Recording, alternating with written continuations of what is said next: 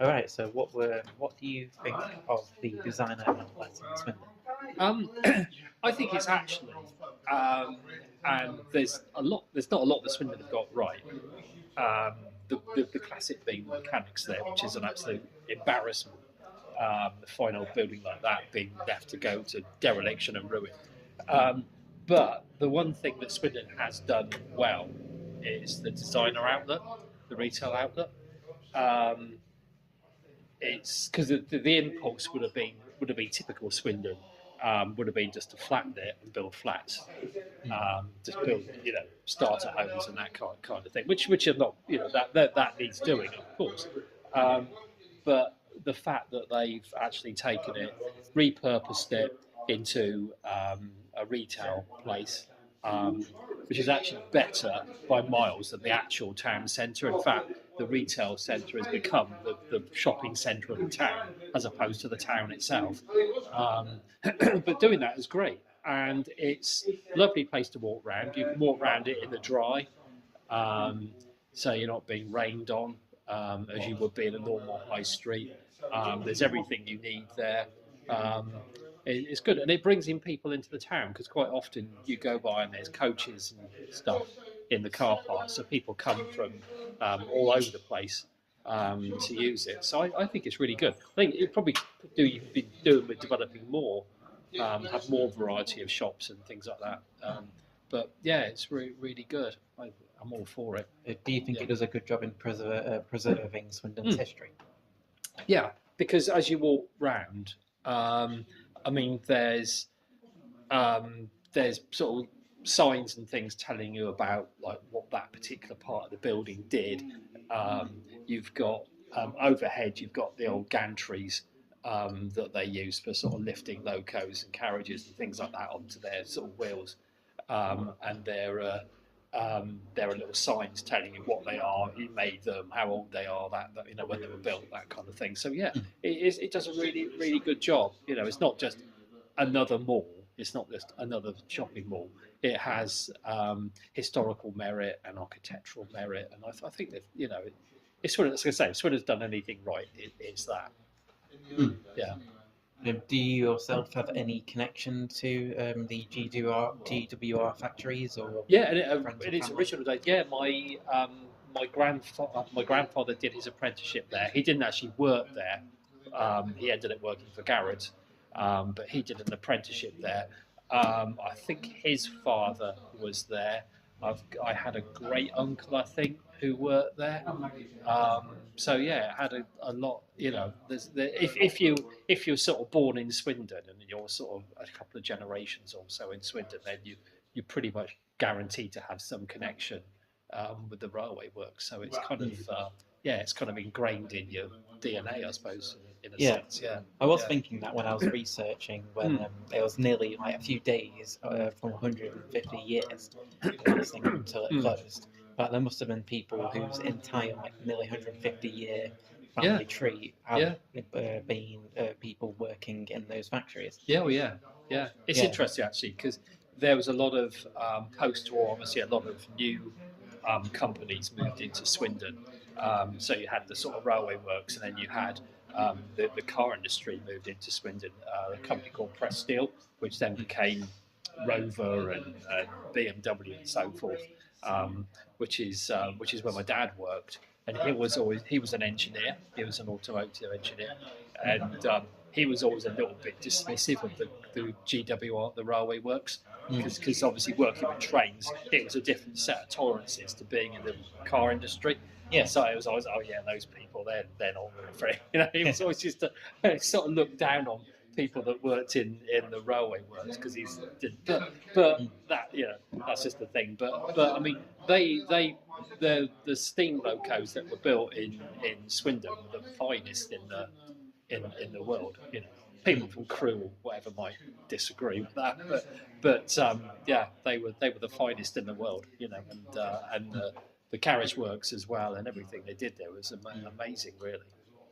Yeah, definitely. As someone who's not from Swindon, but Yeah. has like come here and within the last year and a half, I've explored a lot of it. I think it's really interesting seeing such a place and having a unique blend Yeah. of designer outlet specifically having a quite unique blend of Yeah, I think modern use and history. yeah, a lot of those guys. It's interesting when you walk around it because it's all clothes shops and people browsing around in their nice clothes, and it's all sort of very quiet.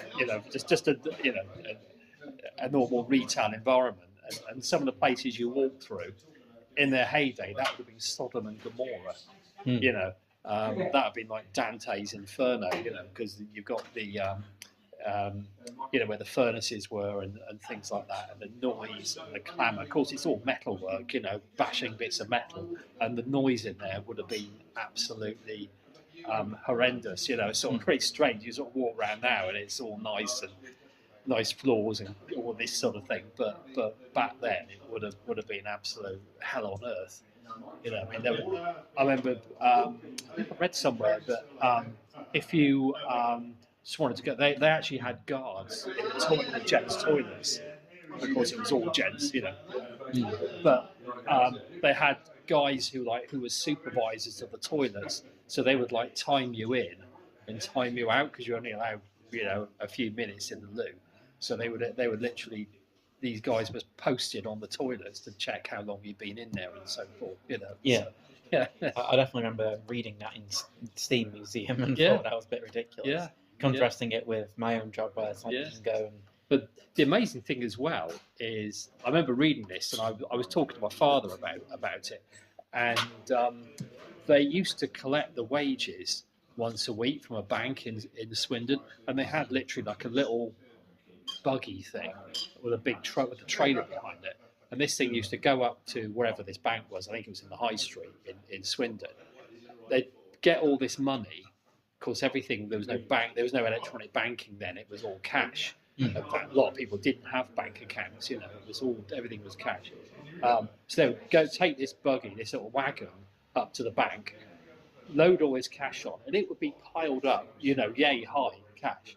And a guy driving it and one other bloke, not armed, and then drive all the way down through Swindon would have been a fortune back then.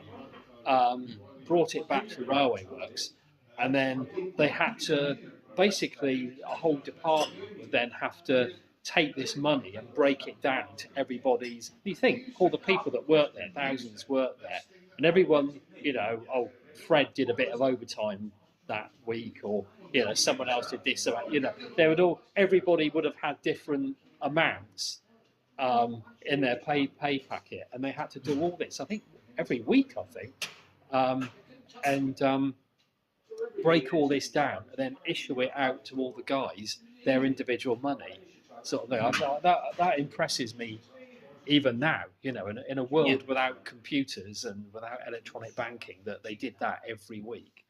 And also the fact nobody ever robbed that, because they knew the same day, the same time, every week, this wagon piled high with cash, with one guy guarding. Not even, nobody ever robbed it. You would be stealing from everyone. Yeah, if you did that as well. Yeah, I suppose. Yeah, just amazing that it never happened. Someone coming in from another town or something, and for London or something. You could just do that on the railway. Think of it. Someone could just come on the train. Have this information, rob it, and get back on the train. Yeah, it's incredible. But yeah, I mean, as you say, it's testament to the fact it was a close knit community in those days. That people, now, wouldn't last 5 minutes, do it? Do you think there's any kind of contrast between that rich and local history of the designer outlet and now the commercial side of it, where once men would have been smelting iron and fixing carriages, now it's like Kentucky Fried Chicken and Levi's jeans? It's a strange world. We're in a period of flux because, yes, in those days everything was manufacturing, heavy industry. That's gone away for the most part. Through the 80s and 90s, probably, shopping became a kind of religion, and shopping malls were sort of like almost a cathedral that people worshipped in. That's sort of gone away now, because I think with internet shopping, going around shopping malls is less of a thing than it was years ago. So in a way, sort of the shopping malls are going the way of the industries that they displaced. Yeah. I think as I say, it's interesting that this was a place of heavy industry and so forth, and now it's nice shops, and it must be strange. And you see when you go around there, you see there's the roll call on the wall of people, the guys at the factory who gave their lives in I think both World Wars actually. It's a strange dichotomy. Yeah, that's for sure. Yeah. Most certainly. Yeah. Some of the articles I've read have pointed that out and described it as almost like a Frankenstein's monster, where it's something which is clearly in the body of something that used to be so localized and so virtuous, and now it is just globalized shops where there's thousands of them and you can find them in almost any city. What was once local to Swindon. Yeah, but as I say, it's testament that it has been preserved in some form. So the fact the majority of people probably just walk through it and don't actually look around them at what there is. But I actually, because I go around there most days, I'm in the office. I walk around there as part of my lunchtime walk, and I like to look at the little bits of industrial archaeology that are in there, the cranes and the gantries and the little notice on the wall saying what this workshop did, and things like that. I find all that interesting. So majority of people, it's just a bunch of shops probably.